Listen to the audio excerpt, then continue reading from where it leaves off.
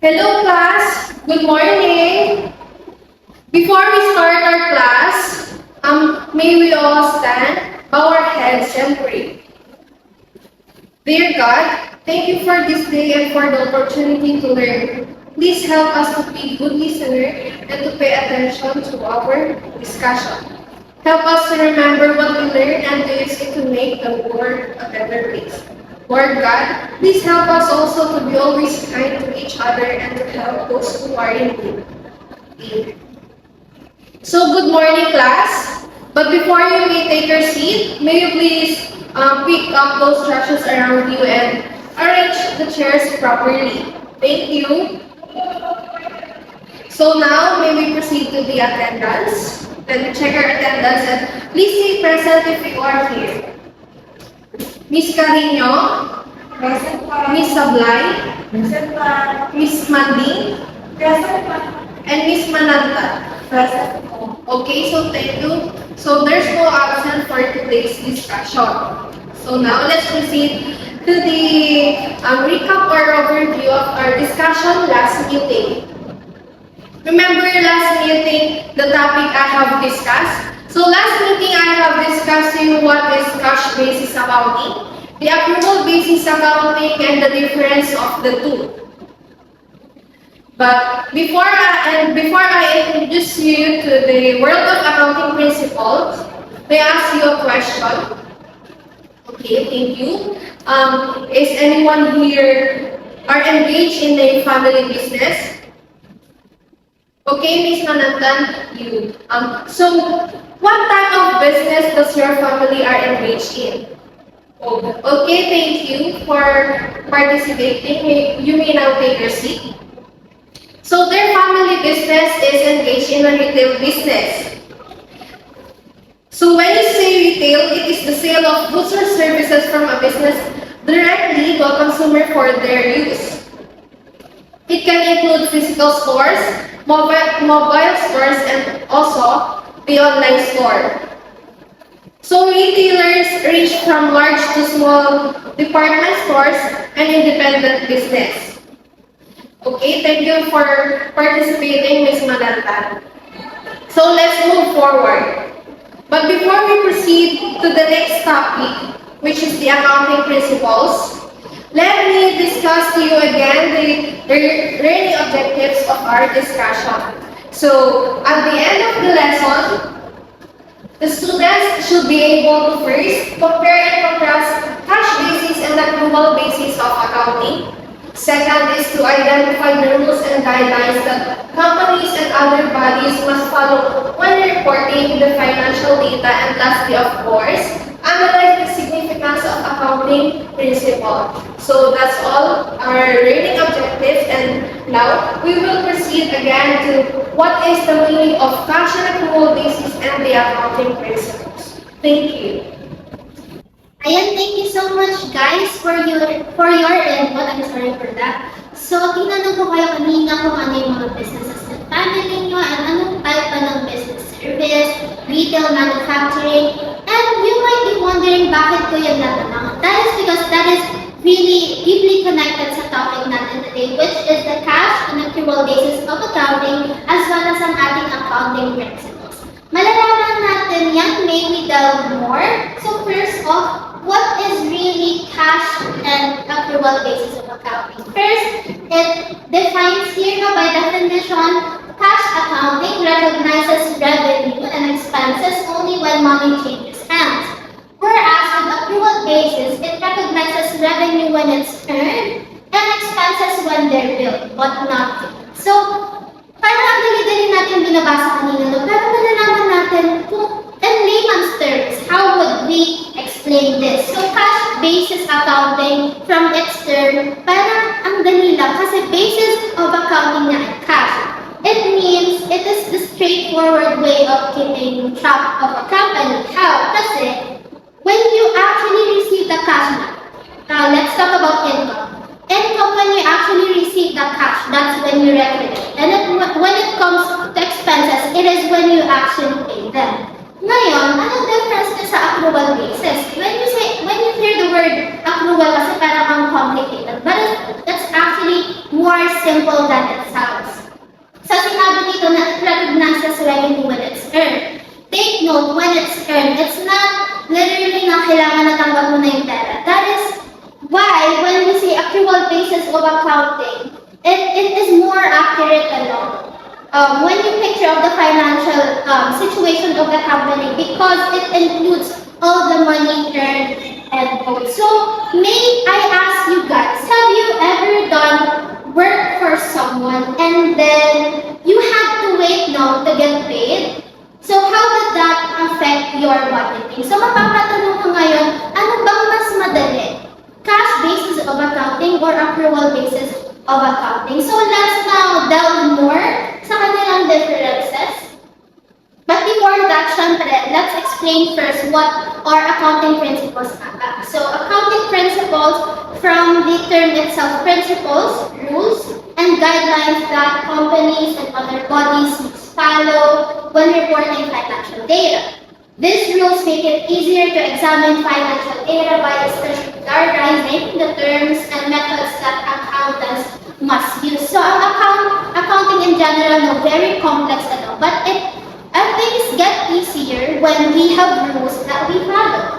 So, ang ating accounting principles kasi, we follow them to maintain and ensure consistency, reliability, and comparability of financial statements. Actually, we are going to know more about all of the details when it comes to our accounting principles.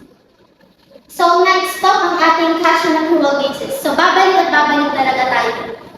So, yan, mag-focus ulit tayo sa ating cash basis of accounting. So, sinabi nga natin kanina na cash basis of accounting is when you recognize income when you actually pay them, and then expenses, I'm really sorry for that. Income when you actually receive that cash, and then expenses when you actually pay them. By definition, again, it is the system that recognizes revenue when cash is received and expenses when cash is paid.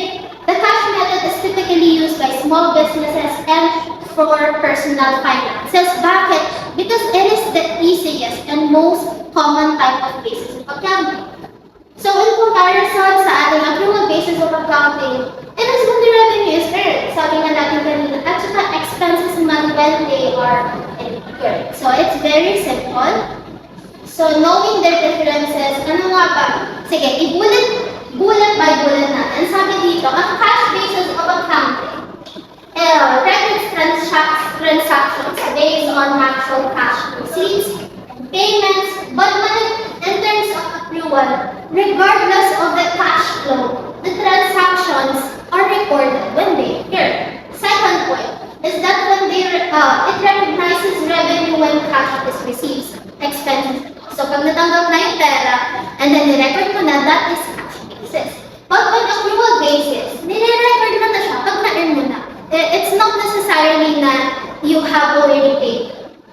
So third point, it says here that cash basis of accounting is when the timing of recordation depends on cash flow. How about ang ating accrual basis of accounting? It says here yung record, yung pag-record is it aligns with the transaction occurrence, not the cash flow. So ano ulit nagkakaiba? Ang ating cash basis pag pumasok na yung pera. Pag accrual basis, not necessarily, as long as earned na sila, you can already record. Yan. Of course, syempre kailangan natin ng example dito para mas maintindihan natin. So it says here na ang cash basis of accounting, it documents earnings when you receive them and when you pay them. So, meron akong example dito that I'm gonna read to you guys. So, imagine you run a bakery. In January, you sell a wedding cake for 1,500. But the customer pays in February. Now I ask you, kailan nyo i-record yung income? Okay. Correct. February. Bakit? Kasi February mo pa natatanggap yung pera. Cash basis na, di ba? So, ngayon, baka mo siya i-record ng January, wala pa sa'yo yung pera. So, dyan papasok yung accrual basis ng accounting. So, using the same scenario, nirecord mo na yung 1,500 as income ng January. Kahit hindi mo pa na-receive yung pera, na-record mo na yung income. Meron ka ng order. No? So, kahit hindi mo na-receive yung payment, okay, may income na. That is accrual basis of accounting. So, naiintindihan ba? Hep-hep? Hooray! Hep-hep! Hooray! Ayan, gising pa kayo. So, now, sa accounting principles naman tayo. So, kanina, napasadahan na natin ito, pero ngayon, mas magdagal pa tayo. So, kung interesting yung cash and accrual basis of accounting, mas interesting yung ating accounting principles kasi dito umiikot ang accounting in general. So, sinabi na natin kanina na ang accountancy is not accountancy without its rules. So, it is the set of rules and all that an organization follows when reporting financial information. A number of basic accounting principles have been developed through common usage.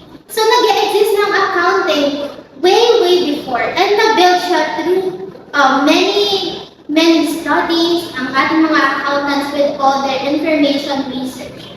They form the basis upon which the complete suite of accounting standards had been built.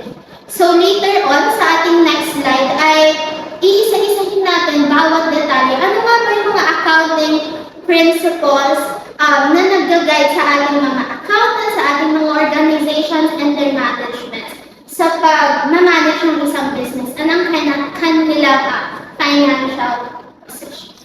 Ayan, nakikinig pa ba ang lahat? Yes! Thank you so much. Siyempre, susunod ang ating best-known principles. The best-known principles are accrual principle and conservatism principle. First, accrual principle records transactions when they occur, not when cash flows happen. Foundation of accrual basis accounting ensures financial statements reflect actual events in accounting periods. Prevent artificial delays or acceleration caused by cash flows. Accrual principle. This principle is accounting concept that requires transactions to be recorded in the time period in which they occur, regardless when the actual cash flow for the transaction are received. Conservatism principle. Record expenses and liabilities. Delay recording revenues and assets until certain. Results in conservative financial statements. May lead to lower reported profits. Encourage early recording and losses. Caution against excessive understatement of results. It states that gain should be recorded under occurrence is certain. It is suggested that if there are two accessible alternatives in a situation, choose the alternative that will result in lesser income or resource. Some of other basic accounting principles. Revenue recognition principle. The revenue recognition principle dictates recording revenues when services are provided. For accrual basis, revenue is recognized when there is an earn, while for cash basis, it recognized when cash is received. In revenue recognition, it is a principle that recognizes revenue through the use of income statement. It is only recognized when cash is received regardless of the cash receipts. Cost principle. Recording your asset when purchase a product or services helps keep your business's expenses orderly. It is important to record the acquisition price of anything you spent on and properly recorded the depreciation for those assets. Cost principle is also known as historical cost concept. In this principle, assets are recorded at their acquisition cost, which is the price that you paid when you acquired the asset. Matching principle. Expenses should be matched to the revenue recognized in the same accounting period. will be recorded in the period of expense was incurred. If there is a period of time where revenue was recognized on sold product or services, then the cost of those things should be recognized. Under this principle, it is important that in one accounting period, your expenses or revenue should be matched to each other. Matching principle is initially recognized cost as asset and charge as expense. Full disclosure principle. The information on financial statement should be complete so that nothing is misleading. With this intention, important partners or clients will be aware of relevant information concerning your company. It is important that every financial statement should be complete and understandable to its recipient because it is the basis, it will serve as a basis for the owner and investors to make business decisions. Okay, before we start our next principle, may I ask someone to recite the two best known principles? Okay, that's right, Miss Manding. The best known principles are the accrual principle and the conservatism principle. Okay, what are the first four some other principles? That's right, Ms. Carino. Our first four some other accounting principles are revenue recognition principle, cost principle, matching principle, and full disclosure principle. Now, let us dwell in materiality principle. Materiality principle is a key accounting principle that determines whether a discrepancy such as an omission or misstatement materiality would impact reasonable users' decision making. If it would, the information is material. If the information is insignificant or irrelevant, it is said to be immaterial. For example, if a company discovers an error in the financial statements that would not affect the investor's decision making, then the information would be immaterial. But when the information becomes significant in the decision making of the investor, that would become material. How do accountants determine if something is material? Accountants consider both quantitative and qualitative factors. Quantitative factors involve assessing the financial impact, while the qualitative factor consider the nature and circumstances of the immateriality of the information. So, why is it that materiality principle important? It helps accountant to determine which information to include in the financial statements, ensuring that only significant data or information is disclosed, thus avoiding unnecessary clutter. Now let us move on to expense recognition principle. So everybody here, as an accounting students, we all know that we have different types of expense accounts, like salaries payable, utilities payable, and some other kinds of accounts as an expense account.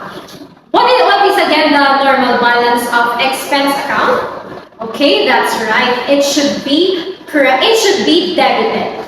If we are increasing the amount of expenses, we should debit the amounts to increase or to have a normal balance in the financial statements. So let us now define what is expense recognition principle. The expense recognition principle states that companies should recognize expenses at the same time as matching revenues. The expense recognition principle is a generally accepted accounting principle, or what we know as GAAP, in the US, established by the Financial Accounting Standards Board, or the FASB. If you are confused, why are we using introducing some principles from internationally because we all know that Philippines are just, what do you call it again? Adopting principles internationally to be in line with the principles internationally. So, can you provide an example of the expense recognition principle in action? Anybody? Okay, that's right. Certainly, let's say a company pays for a one-year insurance policy in advance.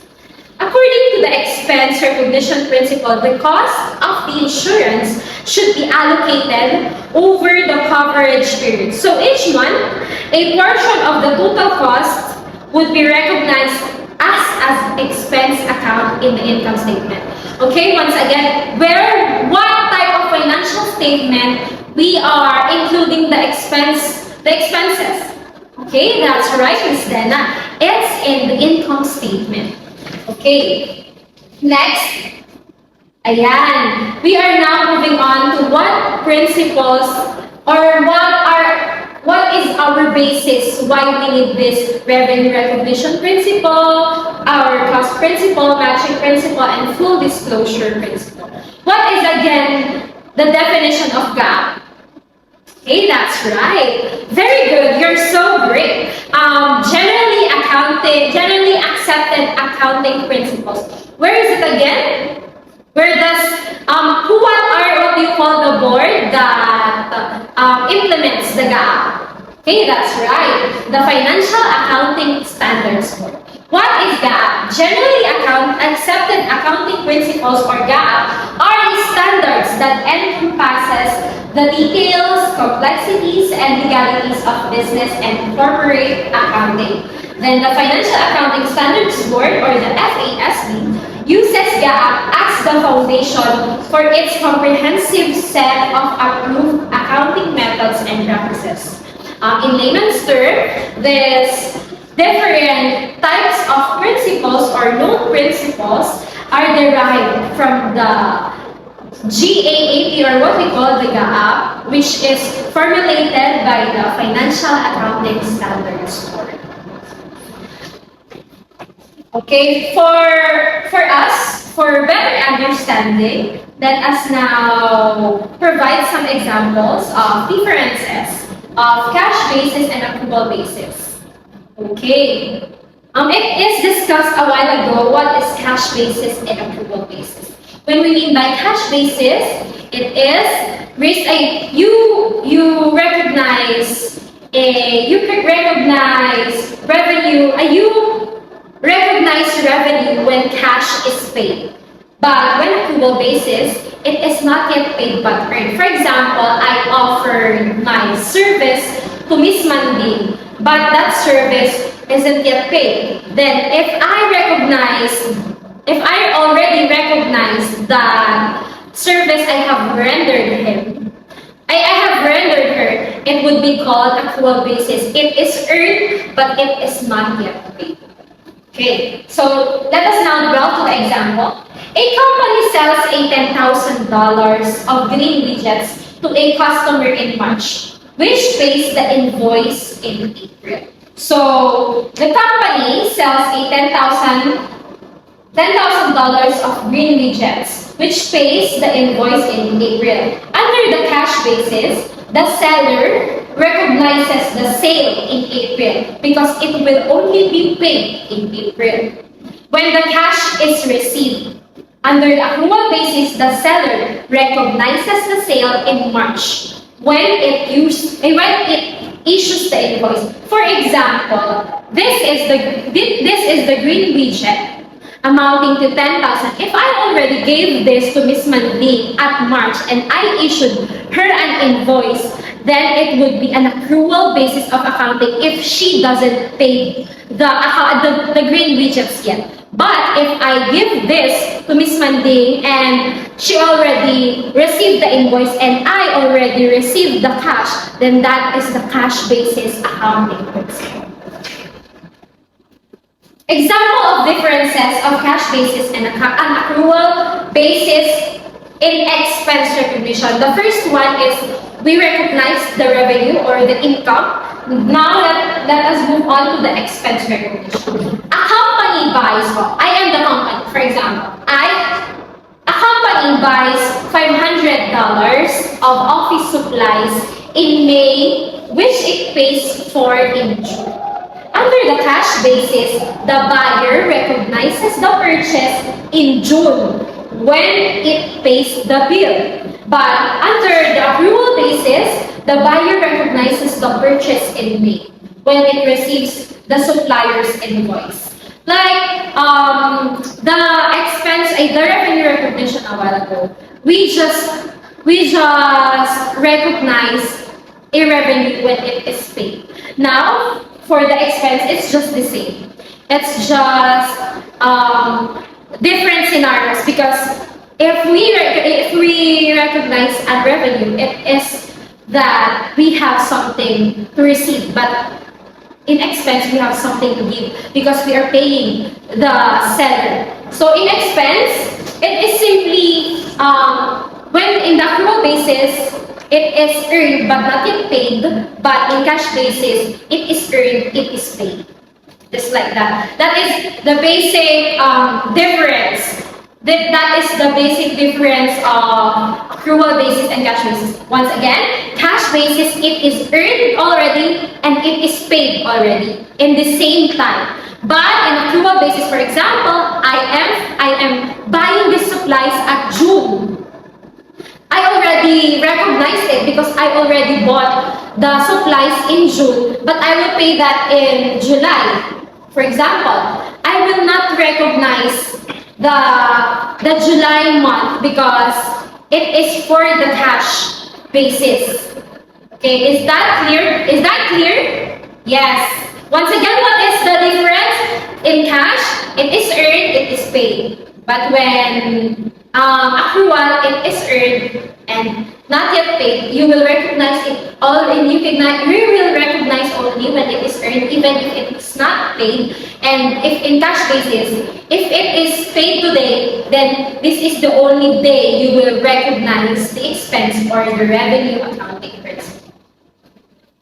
Okay, thank you so much for that. I think this is the best time to test everyone what they learn about the cash and accrual basis of accounting and the different accounting principles.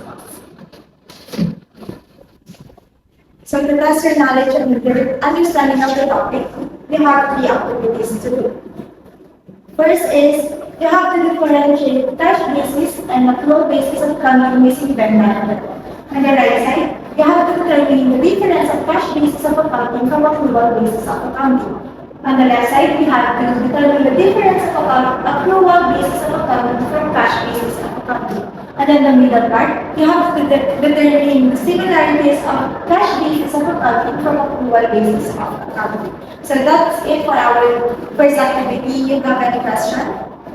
So if not, let's proceed to the next activity. The reporting. So you have to integrate the use of your available materials to present different examples in every basic accounting principle.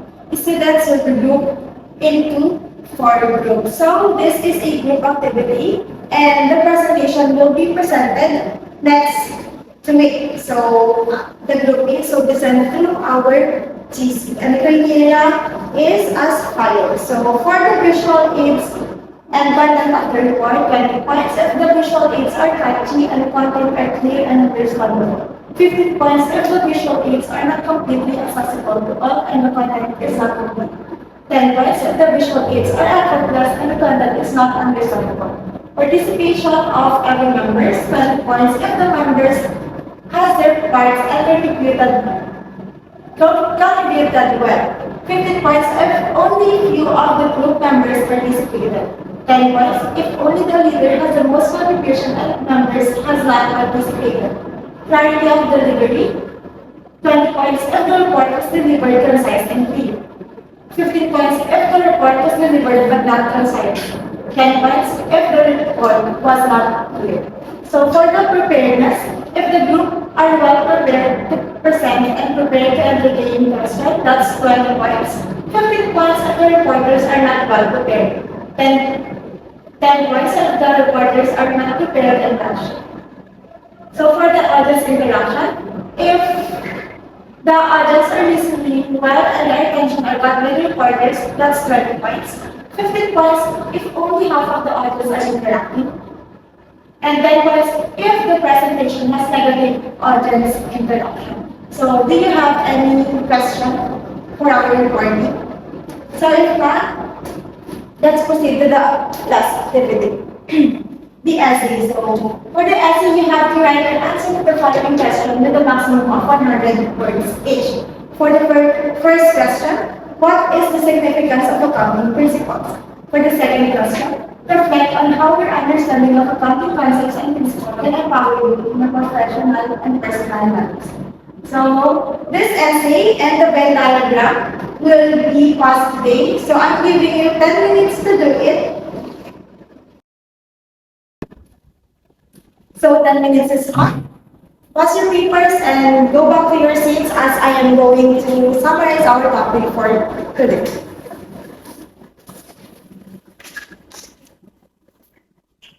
To sum up, accrual accounting records revenue and expenses when transactions occur but before money is received or dispensed. Cash basis accounting records revenue and expenses when cash related to those transactions actually is received or dispensed. Accrual accounting provides a more accurate view of company's health by including accounts payable and accounts receivable. The accrual method is the more commonly used method by large companies, especially by publicly traded companies, as it smooths out earnings over time. The cash-basis method typically is used by sole proprietors and smaller businesses. So, any clarifications about our topic? So, you seem to understand our topic very well. So, that's it. Thank you for today and see you on our next meeting. And make sure to be prepared for our reporting. Thank you.